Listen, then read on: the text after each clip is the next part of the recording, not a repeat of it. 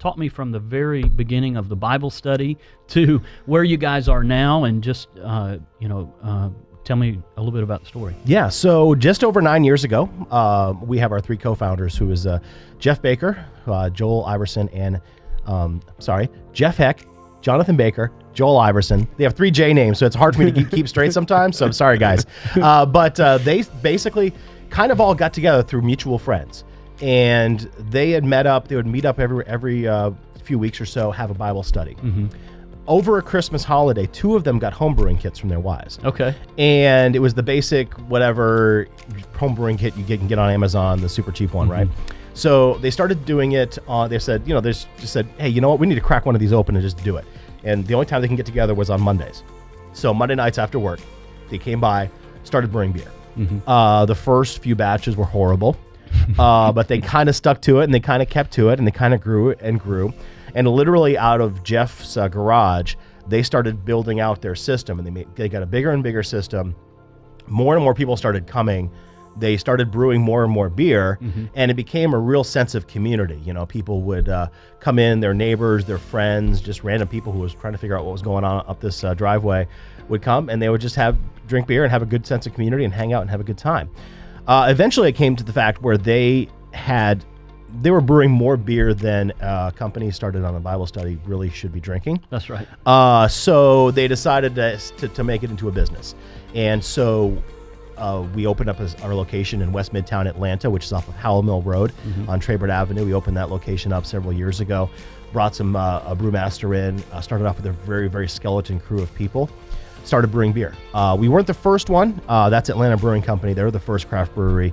Formerly Red Brick, now Atlanta Brewing Company. They were the first craft brewery that's still in existence to do. Sweetwater Brewing, of course, that's probably the biggest one, and that's kind of one of the ones that are right behind it. We weren't those first couple, but we were right behind it. So we were probably one of the first 4 or 5 breweries that started in the state of Atlanta and is still going right now. Over the years, it's grown, and we will be celebrating our 9th anniversary the next year in 2020. So we've grown from a very small skeleton crew to employing over 100 people. Wow. We have 2 tap rooms now. We have one in, of course, our original location off Traybert Avenue in West Midtown. We have another one in Southwest Atlanta, which is in the Lee and White development off Lee Street, south of the Mercedes-Benz Stadium area. It's called the Monday Night Brewing Garage. We opened that in September 2017, and now we've got, it's almost a complex now. A lot of folks are starting to nickname it Malt Disney because we're there. We've got Wild Heaven Brewing, which is right across the street from us. We've got a distillery. We've got a Hop City, which also has a lot of craft beer, and another brew pub that's right down the way from us too. So a lot of different breweries have kind of opened there. We were the anchor tenant. And in early 2020, we're going to open up our 3rd tap room in Birmingham, Alabama. Oh, wow. So a lot of expansion. We've just completely grown quite a bit, and it's been a lot of fun to see the ride. That's incredible. So tell me about the logo.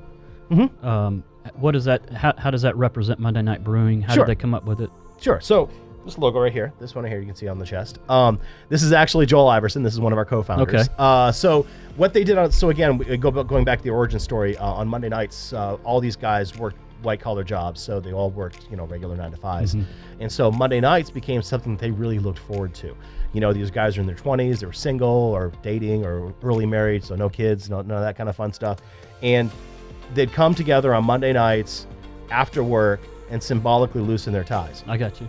So that was it. So that was our one of our co-founders, our marketing manager, my boss, Jonathan, just said, "Hey Joel, dress in this suit, untuck your tie, and just do this." And behind a white screen, we traced it, and then that became our logo. I love it. But yeah, so it's a symbol of basically saying, you know what, it's time to kind of reverse course, to go from the workday to the fun time, and enjoy beers on the weekdays with friends, with family. It doesn't have to be relocated to the weekends, which is why another slogan is called "Weekends are overrated."